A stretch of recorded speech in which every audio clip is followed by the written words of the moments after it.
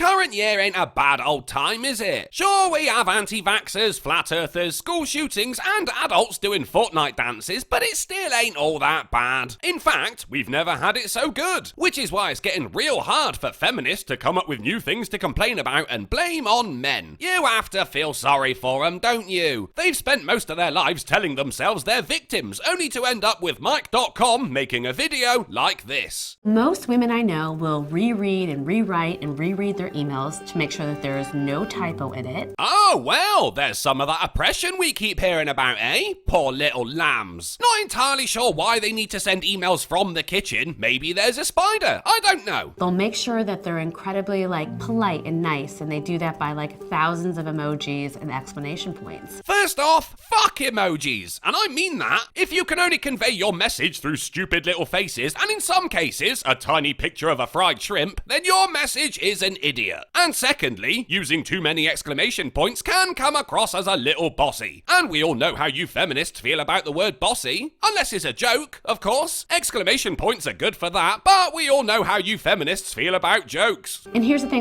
men don't do that. Well, no! We're too busy actually working instead of sending emails to Linda from HR about what our 49 cats threw up last night. If it sounds harsh or there's a typo in it, they don't care, and they just press send. Yes, it's called not really being bothered, which, I would recommend to you, but let's be honest, you're just here to plug your book, aren't you? A book about spelling in emails. It's amazing how some people can churn out hundreds of pages on a subject that just doesn't matter, isn't it? I think I'd get more pleasure from reading the instructions on the air freshener I keep in my bathroom, because that stuff actually has a use, especially in my bathroom.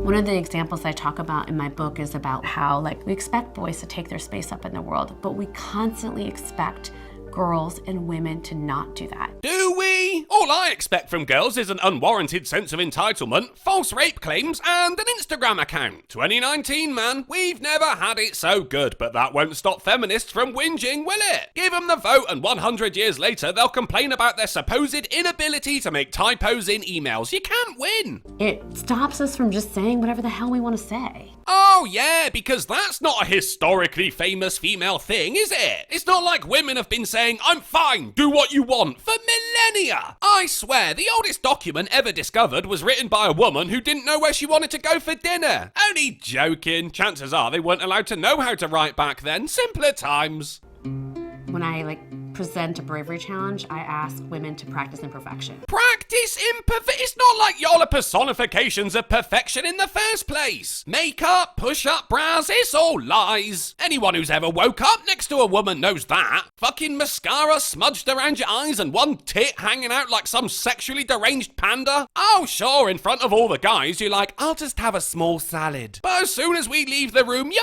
basically masturbate with fries. Absolute monsters. We are marred by perfectionism. Marred! I think you're giving your gender a bit too much credit there, Wingy.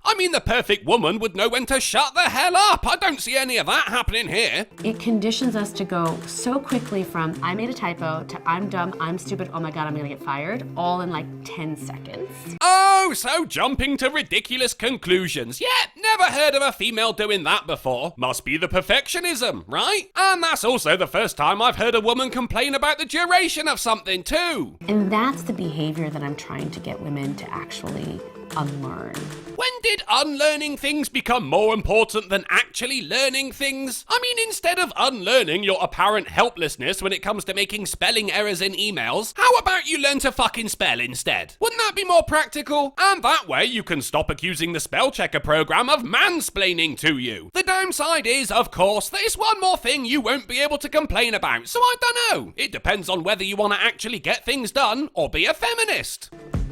We have been so conditioned to, in the way that we communicate, not come off as being direct because we're afraid of not being liked, of being called a bitch, of being aggressive. To who? Other women? I bet. Men aren't anywhere near as liberal with the word bitch as much as your female counterparts are. It's like the ultimate insult from one woman to another, isn't it? Like, girls, be more creative. There's a wealth of insults out there. Go nuts. Try out some new ones like fish finger or bungle cunt. Life's for living, you know? Enjoy yourself. If we can start getting into the practice of like lifting up that shield and like being direct and saying what we want to say, then you'll be one step closer to becoming a functional human being instead of some insipid hole who finds problems in everything.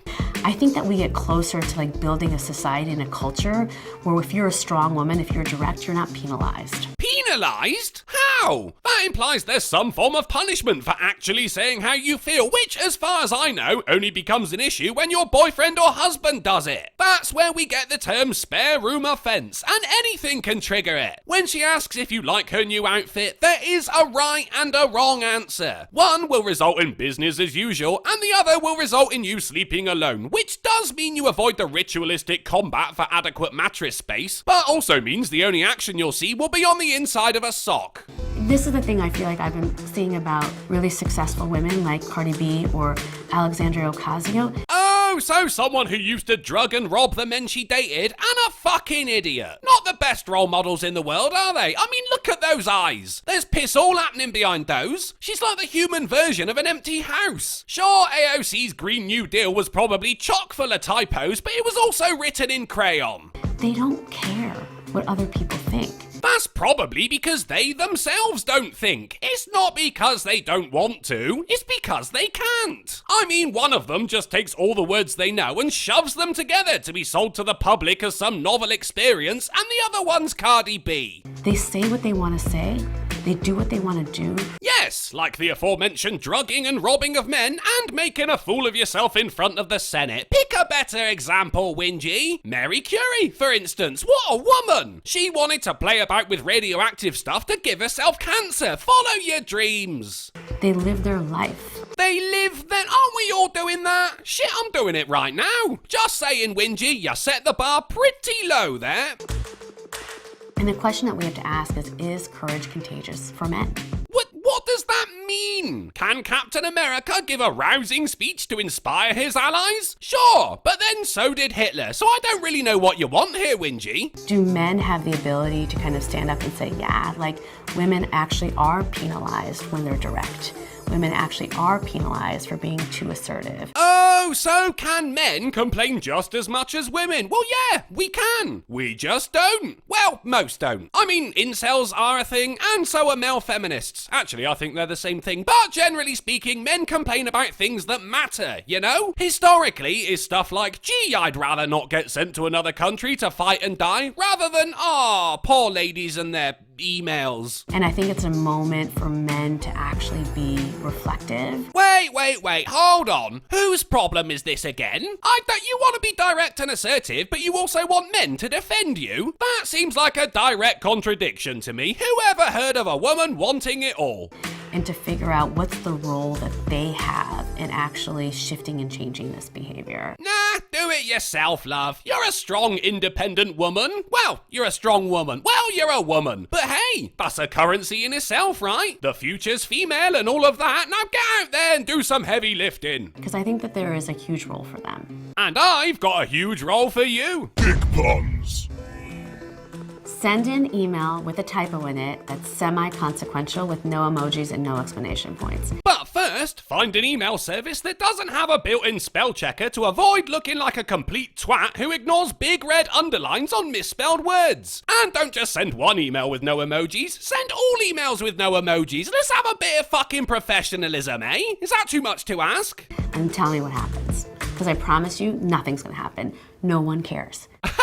I couldn't have said it better myself, Wingy. No one cares. Except someone who, I don't know, made a video about it? Or perhaps wrote a pissing book about it. Could you imagine if Emmeline Pankhurst heard about this? She sat there in her grave chatting with all the other dead feminists going, yeah, we set up a good world for our fellow vagina carriers. It took a long time, but we did it. Equal rights on that. Wait, they're what? Emails? What the fuck is an email? And then she'll rise from her grave to smash up Mike.com's headquarters, probably BuzzFeed too. And that's how we get the next Godzilla film. Thanks for watching, guys. Please consider becoming a patron to fund my research into bringing first wave feminists back from the dead to rage on what's become of their movement. And check me out on BitChute, which I have deemed to be an emoji-free zone. The links are in the description, and remember, email? What about e-female?